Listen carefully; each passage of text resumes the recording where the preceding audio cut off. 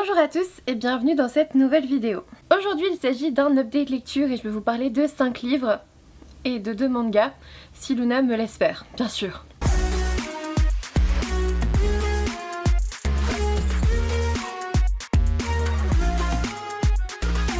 Le premier roman dont je vais vous parler, il s'agit de Rendez-vous au crépuscule de Tetsuya Sano aux éditions Akata, que je remercie vraiment pour l'envoi de ce roman. C'est paru dans leur collection Young Novel je crois. En gros c'est la version un peu young adulte des traductions de romans japonais. Je crois qu'elle va pas arrêter. Tu ne vas pas arrêter, va derrière si tu veux. Oh. Dans cette histoire, on suit Takuya qui en gros se retrouve en classe et en fait il se retrouve un petit peu pris au piège parce qu'il faut ramener les devoirs à une camarade de classe qu'il ne connaît absolument pas, qui est à l'hôpital depuis le début de l'année. Cette camarade de classe c'est Mamize et j'imagine que vous vous doutez qu'il y a une relation qui va s'installer entre les deux. Alors Mamize, elle a une maladie particulière, chronique, mortelle très jeune, qui s'appelle la maladie de la luminite. C'est-à-dire que à la lumière de la lune, vous avez la peau qui devient lumineuse en fait, un peu comme dorée, un peu comme une luciole finalement dans la nuit. Vous vous doutez forcément que Takuya ne va pas résister longtemps au charme de Mamize et en fait il va l'aider à réaliser tout ce qu'elle souhaite faire avant de mourir. C'est un synopsis un peu déjà vu, je sais, on a déjà vu des livres réalisés comme ça, mais là n'oubliez pas que ça vient du Japon. Et pour le coup, au Japon, les relations sont globalement différentes. Ce que j'ai beaucoup aimé, c'est la relation entre les deux qui ne va pas trop vite. Lui, il s'en fout franchement au début et il s'intéresse à cette jeune fille un peu malgré lui et c'est vraiment bien expliqué, j'ai trouvé ça vraiment bien fait. Et elle, c'est pareil en fait, elle résiste de toutes ses forces parce qu'elle sait qu'elle va mourir bientôt, mais à un moment donné c'est un peu plus fort qu'elle et bref, j'ai trouvé ça très bien.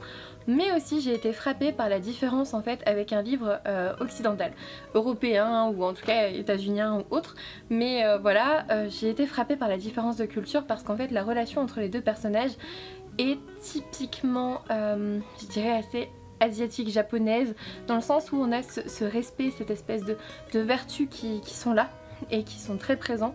C'est ce respect de la distance par exemple, quand vous allez dire bonjour à un japonais, n'essayez pas de lui faire la bise, vous allez l'effrayer total, hein. Déjà se serrer la main c'est compliqué, donc voilà.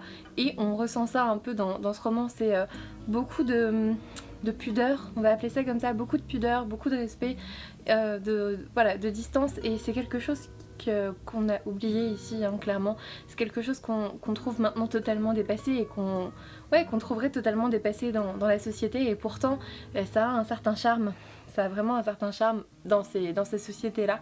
Et ouais, j'ai beaucoup aimé ce roman sur ça, on ressent vraiment l'influence japonaise de l'auteur. Sinon voilà, je vais pas vous en dire beaucoup plus, c'était franchement une très bonne lecture pour moi, je vous invite à le découvrir si ça vous intéresse. Vous avez été plusieurs d'ailleurs à le découvrir après mon avis sur Instagram. Je vous remercie vraiment de venir me donner vos avis à chaque fois après votre lecture parce que c'est vraiment le plus enrichissant en fait, c'est ce partage, ces échanges là, c'est vraiment top. Et vous l'avez apprécié aussi globalement, j'ai pas vu d'avis négatifs dessus me revenant, en tout cas j'ai pas regardé les avis des autres chroniqueurs, je vous avoue, mais ouais, un très beau roman à découvrir. Ensuite j'ai lu Je ne meurs pas avec toi ce soir de Kimberly Jones et Gilly Segal aux éditions Milan, et on va passer très vite sur ce roman parce que pour moi ça a été une lecture très mitigée. Je vais vous expliquer pourquoi. En fait on suit Campbell et Lena qui ne sont pas amies, qui ne se connaissent pas. En fait elles se retrouvent lors d'un match de leur école contre une école adverse. Et alors Campbell elle vient juste d'arriver dans ce lycée, donc elle connaît personne, c'est un petit peu compliqué, en plus elle tient la buvette et tout, enfin bref, pas forcément le meilleur poste lors d'un match. Et Lena elle c'est un petit peu la nana assez populaire, enfin voilà, en sachant que évidemment il y a une différence de couleur de peau. Lena a la peau noire, Campbell a la peau blanche, et ces deux jeunes filles vont se retrouver collées l'une à l'autre lors d'une émeute après ce match, une émeute raciale. On va tomber franchement dans l'horreur de cette nuit terrible où le racisme fuse mais de tous les côtés, c'est horrible. On se retrouve donc dans ce match où tout le monde se cogne dessus, et ensuite on va se retrouver dans la ville où l'émeute raciale va clairement s'étendre. On va tomber vraiment dans l'horreur de cette nuit avec tous les magasins qui sont cassés, les gens agressés et tout, enfin c'est du grand n'importe quoi à mon échelle, mais je sais très bien que que ça existe et c'est terrible et je comprends toujours pas pourquoi c'est toujours le cas. Mais voilà, je suis ressortie mitigée parce que alors le propos est bien, je dis pas que c'est pas bien, mais c'est les émeutes raciales comme ça, on voit beaucoup ça aux États-Unis et heureusement pour moi, je dirais, je l'ai pas vécu, je me suis pas retrouvée comme ça, mais il y a pas mal de clichés qui sont discutés, qui sont exposés. Ça c'était plutôt pas mal fait, mais il faut pas oublier qu'en fait c'est le roman d'une nuit, c'est-à-dire que vous suivez les jeunes filles durant une nuit. Et je me suis pas attachée au personnage. Lena fait globalement n'importe quoi, elle se fait balader par son petit ami, ça m'a énervée, mais vraiment énervée. Elle est typiquement dépendante, elle était insupportable en fait. C'est son petit ami la balade, il lui ment, enfin c'est un énorme... j'ai pas envie d'être vulgaire, saligo, voilà, mais il est horrible son petit ami et jusqu'au bout elle est à fond quoi, enfin ça m'a saoulée. Campbell elle est un peu trouillarde, elle a jamais vu ça, en fait elle habitait pas ici, elle a pas vu d'émeutes raciales. En fait j'ai trouvé que ce roman avait une bonne idée, mais le temps d'une nuit on peut pas tout traiter. On essaye de traiter trop de choses, c'est-à-dire que Campbell elle arrive au lycée, elle est nouvellement chez son père, avant elle était chez sa mère, bref, famille dysfonctionnelle, on est pile dans le thème, sauf que le temps d'une nuit tu peux pas exposer ça en fait. Donc je vois pas pourquoi ils se sont un petit peu appesantis dessus, voilà. J'en suis ressortie vraiment mitigée en fait, j'en ai même maintenant très peu de souvenirs, pourtant je l'ai lu quoi, il y a un mois et demi, pas plus. Ouais je sais ça fait beaucoup mais j'ai pas lu beaucoup ces derniers temps. J'étais pas mal occupée au taf, à Virtual Livre et tout ça. Mais c'est pour ça que j'ai un peu attendu avant de faire cette update lecture, au moins je vous parle de plusieurs livres. Mais ouais, j'ai pas trop apprécié cette lecture. J'ai vu que la plupart des avis étaient mitigés en fait. Je suis partenaire avec Milan du coup et j'ai vu que les autres filles, la plupart étaient mitigées aussi. Je pense que c'est vraiment pas le meilleur roman sur le thème. Vraiment pas, et je vais en garder très peu de souvenirs pour être tout à fait honnête. Ensuite je vais vous parler du projet Starpoint, donc de Marie-Lorna Vaconssin aux éditions La Belle Colère. Donc là c'est le tome 1, on va suivre Pythagore Luchon, si ça c'est pas du prénom, qui a 15 ans et qui va rentrer en seconde pour une année habituelle. Il va retrouver sa meilleure amie qui s'appelle je ne sais plus, Louise, et en fait il va louper quelques jours en sachant qu'il y a toute une histoire autour de son père qui s'est fait agresser, qui est dans le coma à l'hôpital, et Pythagore en plus il est dans la classe de maths de sa mère, enfin bref le truc horrible franchement. En plus la maman prof de maths qui appelle son fils Pythagore, c'est plutôt bien trouvé je trouve, voilà pourquoi pas. Et en fait il s'attend à passer une année franchement plan-plan comme d'habitude avec son père qui se réveille pas, enfin voilà. Et en fait il se retrouve avec sa meilleure amie donc Louise qui se ramène avec une jeune fille qui a justement les cheveux rouges, qui est particulière, qu'on n'a jamais vue nulle part, qui s'appelle Foresta Erivan. Au début Pythagore il va être plutôt agacé parce qu'en fait Foresta elle accapare clairement Louise et il se demande un petit peu ce qu'il a fait en fait. Pourquoi est-ce que sa meilleure amie ne lui parle plus de rien? Pourquoi est-ce qu'elle disparaît d'un coup? Pourquoi est-ce qu'elle sort de salles interdites? Il se demande en fait, il y a plein de choses qui se passent. J'ai pas trop aimé le personnage principal, je dois vous le dire. Bon, il est en pleine effusion d'hormones, hein, mais ouais, il m'a un peu agacée, clairement. Il y avait des passages un petit peu de questionnement amoureux qui m'ont pas vraiment séduite, enfin on aurait très bien pu s'en passer. En tout cas au contact de Foresta il va réussir à trouver l'angle mort dans les miroirs, et en fait cet angle mort nous permet de découvrir un nouvel univers, l'univers d'où vient Foresta, et là où en gros elles vont tout le temps avec Louise. Bref, on va découvrir cet univers, on va découvrir plein de choses. C'était pas mal, franchement j'ai plutôt bien aimé, Luna aussi apparemment, j'ai plutôt bien aimé, mais il y a un rythme qui s'installe progressivement, c'est assez lent, parfois il y a des passages, il y a quelques longueurs. Je vous dis, l'attitude du personnage principal m'a saoulée, ça fait vraiment le petit jeune homme qui voudrait bien embrasser tout ce qui bouge, ça m'a gonflé. J'ai bien aimé, mais c'était pas le livre du siècle, en gros. J'ai bien aimé découvrir le monde dans le miroir, comment ça se passe au niveau des miroirs. D'ailleurs ça c'était plutôt fort, j'ai trouvé ça plutôt bien expliqué. Comment on fait, pourquoi est-ce qu'on arrive à tel endroit et tout ça, c'était vraiment sympa. Mais il y a des trucs, franchement on aurait pu s'en passer. Alors je lirai la suite, j'ai le tome 2, j'ai le tome 3. Mais pour le moment c'était pas le tome 1 de l'année. Je sais qu'il a remporté un prix, il me semble qu'il a remporté un prix ce roman il y a peut-être 2 ans, je l'avais vu à Saint-Maur remporter un prix. Alors tant mieux, mais pour moi c'est vraiment pas le meilleur livre que j'ai lu. Je me suis un peu embrouillée en fait dans tout ce qui était... ouais, son père il était voilà, chercheur en physique quantique et du coup je me suis un peu embrouillée dans toute la physique quantique. On l'utilise à blinde pour expliquer ce monde d'à côté et bah, c'est pas évident en fait parfois de suivre, tout en sachant qu'il y a une grosse rupture de rythme, c'est-à-dire que quand vous êtes dans ce nouvel univers à découvrir, c'est top, vous découvrez plein de choses, vous êtes à fond dedans et tout, et d'un coup le gars il rentre dans son monde et il va à son cours de maths quoi, ou d'histoire ou peu importe, et c'est un peu bizarre cette cassure dans le rythme. Alors je comprends un peu où est-ce qu'on veut en venir, ok, c'est bien, il continue un peu sa vie des deux côtés, mais bah, y a cette cassure là et en gros le gars il découvre un univers, un nouveau monde et tout, mais il rentre quand même à l'heure pour les cours, hein. On sait jamais, sa mère pourrait le griller, enfin ça c'était un peu bizarre. Voilà, après je vois un petit peu où est-ce qu'on va et pour l'instant ça me plaît bien, donc je vais continuer cette histoire mais je lirai pas le tome 2 tout de suite, je vais attendre un petit peu. Ensuite les deux derniers livres que j'ai lus sont clairement mes meilleures lectures de cette update lecture, avec Rendez-vous au crépuscule quand même, il est juste derrière. J'ai découvert Nos horizons infinis de Taher et ma fille aux éditions Michel Lafon et j'ai adoré ce roman, vraiment je l'ai adoré. On suit Shireen qui évolue au lycée en 2002. 2002 c'est quoi? C'est un an après les attentats du 11 septembre et bah, Shireen elle vient d'Iran, je crois que c'est Iran, et en gros c'est la nana voilée au lycée. Après les attentats du 11 septembre, je ne m'étais jamais interrogée sur cette problématique. Pour moi déjà, quand t'es voilée au lycée, en effet, ça peut être compliqué, il y a du racisme, etc.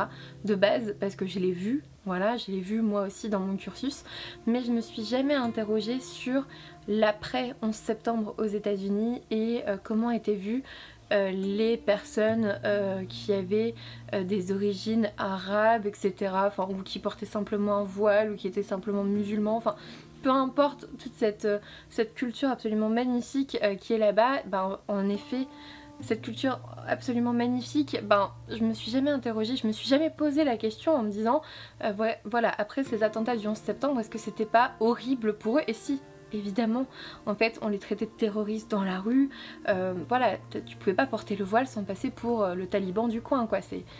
Et ouais, c'est vrai qu'à l'époque, en même temps en 2001, j'étais assez jeune, hein, voilà, donc je me suis jamais posé la question. Mais du coup, j'y ai jamais repensé après et ça m'a fait beaucoup réfléchir. Du coup, Taher et ma fille, elle parle un peu de son expérience aussi dans tout ça. Et j'ai beaucoup aimé le personnage principal, Shireen, elle est géniale. Elle porte le voile pas parce qu'on lui impose, pas parce que dans sa religion on dit ça aussi, pas parce que son père lui impose ou quoi. Elle porte le voile parce qu'elle y croit, parce qu'elle a cette croyance-là qui va avec le hijab. Je dis le voile mais le hijab, et bah, j'ai trouvé ça bien en fait, la nana elle assume son truc, elle est là en mode mais laissez-moi tranquille, vous croyez en Jésus-Christ, vous croyez en ça, on s'en fout, laissez-moi porter mon voile, moi je sais ce qu'il représente pour moi et je vais le garder en fait, même si vous me harcelez jusqu'au bout, je vais le garder et je vous emmerde. Et j'ai trouvé ça génial, et du coup elle apparaît très très forte alors qu'au fond elle s'en mange mais plein la tronche, c'est horrible, ce harcèlement qu'elle subit dans la rue, au lycée, etc. c'est horrible.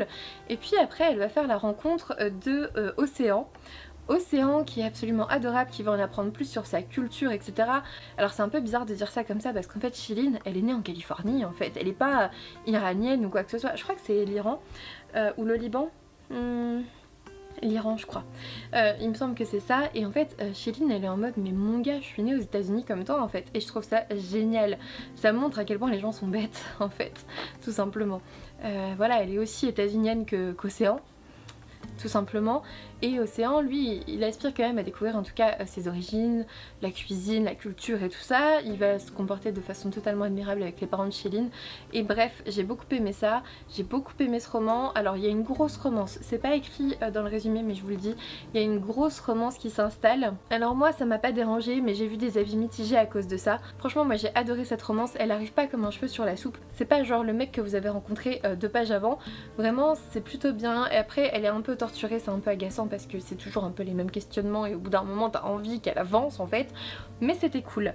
Après dans tout ça il y a aussi de la breakdance, c'est-à-dire que Shireen, cette nana qui est montrée comme inhibée avec le hijab et tout, qui a une culture très stricte machin, la nana elle fait du breakdance, ok, donc vous voyez bien qu'il y a bien plus que tous ces clichés horribles qu'on peut nous sortir, et il y a un fond de breakdance, c'était plutôt cool.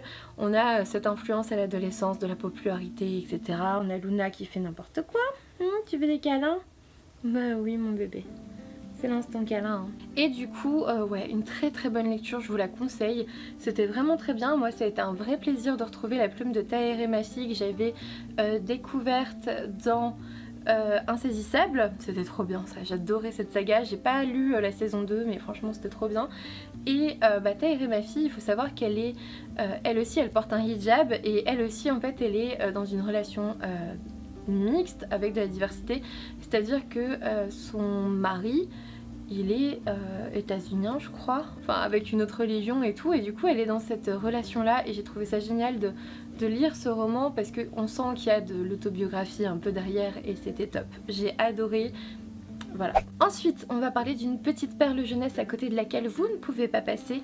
Il s'agit de Maman n'est pas une étoile de Camille Salomon aux éditions Scrinéo. Dans cette histoire, on suit Moira qui vient juste de perdre sa mère. Alors oui, c'est pas à lire peut-être en ce moment pour la plupart d'entre vous parce que je sais que le début de l'automne, de l'hiver et tout ça c'est un peu compliqué en ce moment pour beaucoup, mais on va parler deuil. On va parler deuil et ça va être très très joliment fait. La plume est excellente, j'ai adoré la plume de Camille Salomon et la façon de faire. On va rencontrer Moira alors qu'elle est aux funérailles de sa mère. Il y a plus joyeux, je sais. Sa mère est décédée d'un cancer et Moira, forcément, on va la découvrir au plus bas, au 36e dessous, voire encore pire. Il y a Luna qui me lèche la main, c'est horrible, arrête! Et du coup, je ne sais plus ce que je disais. Elle va voir apparaître dans ses songes, enfin c'est ce qu'elle croit, on sait pas trop, un monstre qui s'appelle Smog et qui va l'emmener dans un autre royaume, le royaume des 7 contrées. Là où l'auteur a fait quelque chose d'absolument génial, c'est que ce royaume des 7 contrées, en fait, il correspond aux 7 phases du deuil. Alors il y a plusieurs façons, je sais, il y a plusieurs façons de voir les phases du deuil. Tout le monde n'a pas les mêmes phases selon les textes, selon les modèles, selon les écrits, selon les auteurs tout simplement. Et ne me dites pas, mais moi je pensais que c'était ça comme ça. Non, il y a plusieurs façons de voir les phases du deuil et d'ailleurs parfois on les fait pas dans l'ordre, mais on passe quand même par toutes. Je vais pas vous les redire parce que, comme je vous l'ai dit, parfois c'est difficile de les retrouver dans l'ordre, mais chaque contrée qu'elle va visiter durant ses songes va lui permettre de passer une étape. En fait, elle va les passer à chaque fois qu'elle sera prête avec les événements de la vraie vie. Donc on va la voir en colère au lycée, faire n'importe quoi, se retrouver en retenue. On va la voir souffrir, en fait, tout simplement, être irritable, être vide, être triste. Elle va passer par toutes ces phases, c'est normal et c'est tout à fait adapté. Moi je trouve ça super. C'est un roman jeunesse très très bien fait, que ça soit pour les adolescents, je dirais, parce que les enfants c'est encore difficile à lire, je pense. Pas que ça soit écrit pour les adolescents, mais la thématique est difficile à comprendre. Et je pense qu'il faut être quand même un enfant et un peu plus de 12 ans pour bien en saisir toutes les références. Et du coup ça peut être intéressant pour ces adolescents qui traversent un deuil, ça peut être intéressant pour ces parents qui sont restés tout seuls avec leurs enfants après le décès de leur conjoint. Ça peut être intéressant pour tout le monde. Rien que si le sujet vous intéresse, moi je vous avoue que je l'ai demandé parce que clairement ça m'intéressait de dingue. On va parler deuil, pas deuil pathologique parce qu'elle vient de perdre sa mère et elle a le temps de faire son deuil, mais voilà, j'ai trouvé ça génial, la façon de l'aborder est très très originelle et puis la plume est géniale, hein, donc franchement allez-y, foncez les yeux fermés, c'était une petite pépite que je ne risque pas d'oublier. Et puis on va parler manga aux éditions Pika. J'avais reçu So I'm a Spider, So What de Asahiro Kakashi, d'après Okinababa et du coup Tsukasa Kiryu. Dans cette histoire on suit, je me souviens plus du tout de son nom, mais en tout cas une lycéenne qui d'un coup se retrouve transformée en araignée trop mignonne, voilà. Et en fait on va s'apercevoir petit à petit qu'elle évolue dans une sorte de jeu parce qu'elle va gagner des points de compétence. Ça va, t'en as pas marre de me fixer. Elle va gagner des points de compétence et tout, et alors elle va devoir apprendre de 1 à être une araignée, de 2 à se nourrir, à survivre, à poser des pièges, etc. C'est pas mal, mais c'est assez rébarbatif parce qu'elle doit toujours affronter des monstres, gagner en expérience et tout. Et c'est vrai que le fait de coupler cette histoire avec une sorte de jeu vidéo en mode survie en tant qu'araignée, c'était une bonne idée. En fait je vous avoue que j'en suis ressortie assez mitigée. J'ai bien aimé, c'était pas... ça va, je te gêne pas? C'était pas horrible comme lecture, enfin voilà, mais je pense que je continuerai pas la saga parce que ça m'a pas plus plu que ça en fait. J'étais pas méga emballée, c'est pas vraiment mon style de manga habituel et ouais non, je pense que je vais pas forcément continuer la saga. Et puis les derniers mangas dont je vais vous parler, il s'agit d'un tome 1 et d'un tome 2, c'est les Chroniques d'Aspareo de Shiki Chitose aux éditions Akata, que je remercie pour l'envoi parce que vraiment j'ai adoré ces 2 premiers tomes. On suit Rukul, voilà, qui est l'héritière d'une famille de prêtres dans laquelle c'est plutôt compliqué d'évoluer, qui va être amenée, en fait qui va postuler en tant que soigneuse du dragon royal. Ce dragon c'est lui, le dragon bleu, et en gros c'est lui qui est censé apporter la prospérité sur le royaume en changeant un petit peu le temps par exemple pour le côté agriculture et tout ça. Elle va découvrir plein de choses concernant ce dragon qu'on n'imagine pas au début, et franchement le tome 1 était plutôt cool même si on restait toujours dans le château. Évidemment on va forcément avoir une relation entre les deux, ça se voit, c'est un shoujo en plus. C'est une série complète en 9 tomes, donc là on a déjà les 2 premiers, j'attends le 3e avec impatience. Dans le 2e d'ailleurs on va s'exporter un petit peu du château et découvrir un petit peu la contrée, le royaume et aussi la famille de Rukul, Rukul, je sais pas comment on dit, Rukul, ouais, je sais pas. Du coup, on va découvrir un petit peu ce qui se passe, son passé, etc. et pourquoi elle est pas toujours très sûre d'elle, et j'ai beaucoup apprécié ça aussi. Bref, c'est un shoujo que j'ai bien aimé. Maintenant, il faut pas s'attendre à un développement du monde de fou, même si... alors, j'ai parlé un petit peu avec le représentant, enfin le community manager d'Akata, donc Guillaume, qui est absolument adorable, hein, je vous le dis tout de suite, et il me disait, oui, en effet, dans le tome 1, l'univers est pas méga développé, parce qu'à la base, l'auteur savait pas si sa saga allait continuer, donc elle l'a fait un peu en one shot, et voilà, et finalement avec le succès que ça a eu, ils ont décidé de faire 9 tomes. Mais du coup, à la base, on développait ce qu'on pouvait en fonction de l'histoire. Donc j'ai l'impression que ça va être développé par la suite et j'ai vraiment hâte de voir ça. C'est maintenant terminé pour cette update lecture, j'espère que ça vous a plu, j'ai eu quand même plusieurs bonnes lectures. Et là en ce moment, je suis dans un roman que j'aime énormément mais dont je vous parlerai plus tard. N'hésitez pas à me laisser un commentaire pour me dire si vous avez déjà lu ces romans, ce que vous en avez pensé ou si je vous ai donné envie de les découvrir. Un petit pouce bleu, un abonnement si ça n'est toujours pas fait, ça me ferait super plaisir. Et puis moi je vous dis à bientôt pour une nouvelle vidéo.